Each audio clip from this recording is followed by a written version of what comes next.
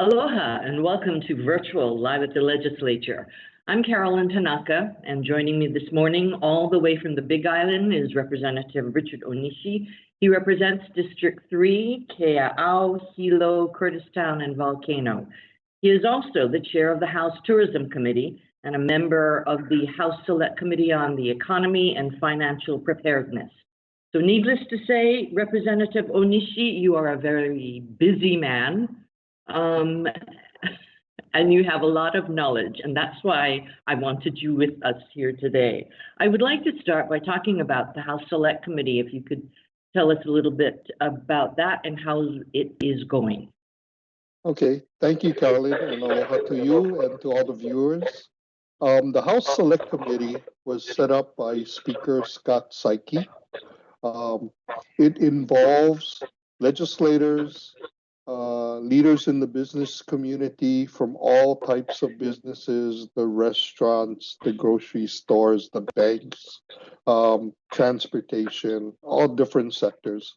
But it also includes some of the social services providers, people who are servicing the homeless, people who are doing food banks, other types of nonprofits that are trying to raise funds to help the needy.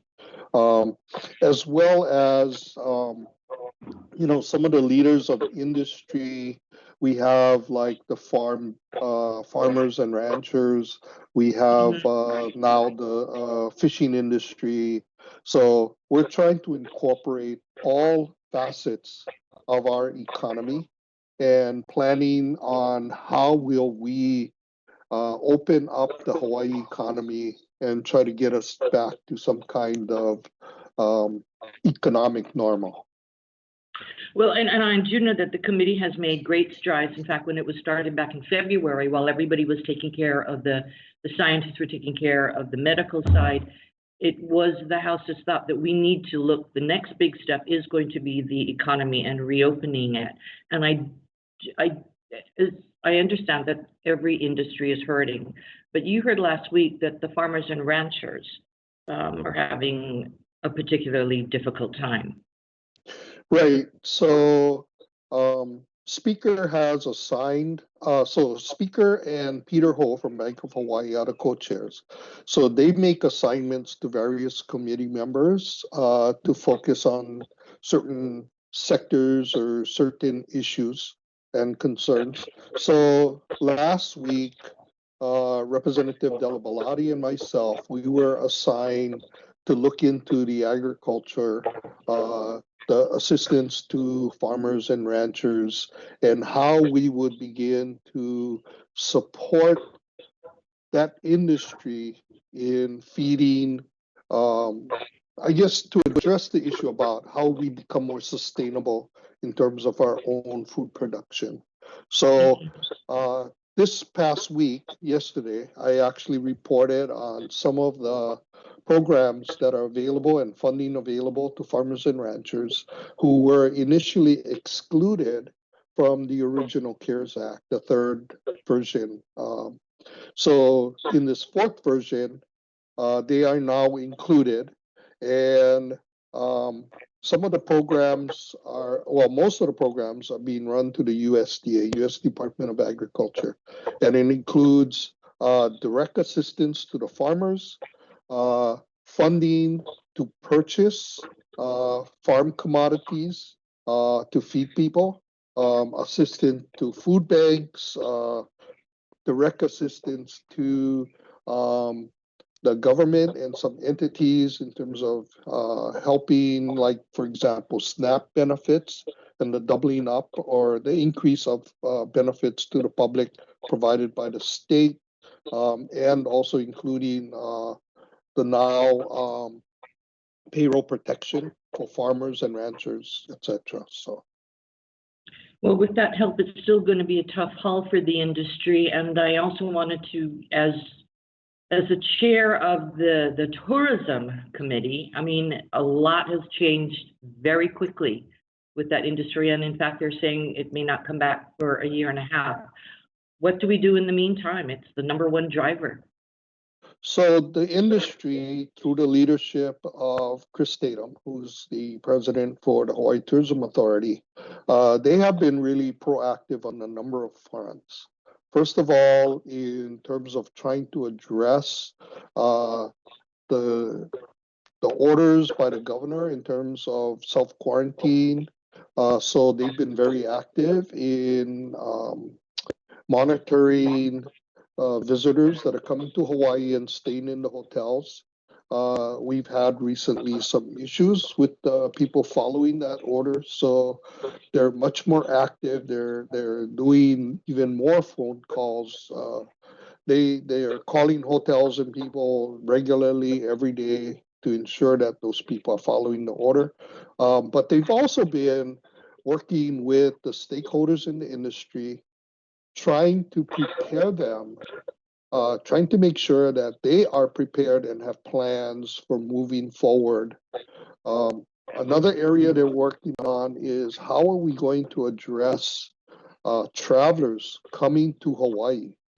Because we don't just have visitors that come to Hawaii, we have our residents that leave Hawaii, go to other destinations, and then come back. And as hopefully everybody knows, the bulk of the people that were infected that had come to Hawaii were local residents, not visitors from other places.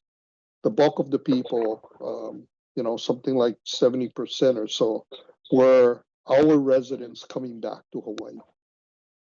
Well, travel is the key in as far as this virus is concerned. Let me in the last couple of minutes that we've got left. In a post-COVID world, when we are finally allowed out of our houses, what do you think is the future? What will tourism look like in a post-COVID world?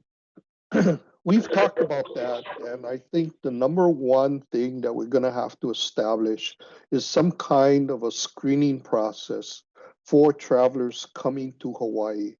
We need to ensure to our local residents that the people that are coming to Hawaii are not carrying the virus. So we've talked about how to implement a pre-departure screening or requirement. We've talked about upon arrival, what that kind of screening might look like and how that would be implemented.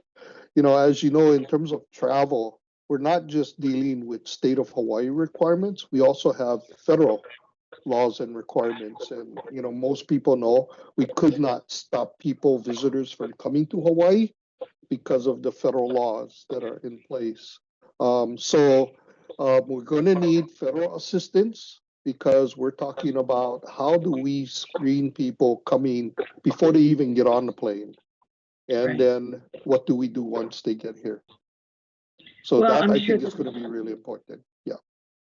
And I'm sure this conversation will continue, will definitely be continuing on, but it'll have to continue on without you and me today, Richard, because we are at the end of our time. But thank you for joining us. And I'd also like to quickly plug that Richard, Representative Onishi, will also be on a news show that we have started that will be running on Olelo, Channel 49. It is a half-hour news and information program hosted by Representative Della Al-Baladi, the next news anchor for Hawaii News Now. And Richard will be on the show, and it will air every Wednesday at 12 noon on Channel 49. Thank you for joining us, and come back next week, Tuesday, for Live at the Legislature. Aloha.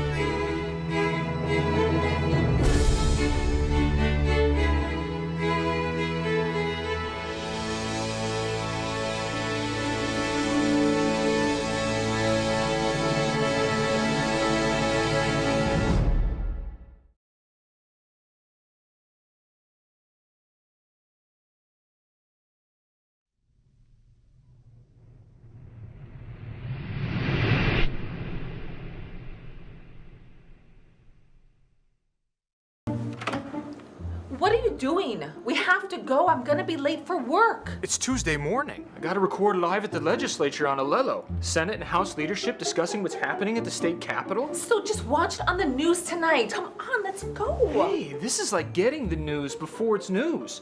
If only I could get this remote to work. There. Can we go now? No DVR? No problem. Watch Wednesday evenings at 7 p.m. on Channel 49.